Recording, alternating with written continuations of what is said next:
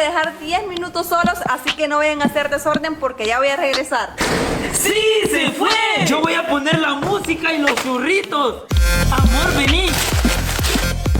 ¡Ey! ¿Por qué me estás tirando? Tírate la misma. Yo no tengo respuesta para que tirarte. No me digas. Ya vas a ver. A la vida no puedes molestar ni que te molestes con segunda, ¿verdad? No me importa, no te pasa nada. No te molestas ni mamá. La mamá voy a entrar. Bueno, ya vine, continuemos con la clase.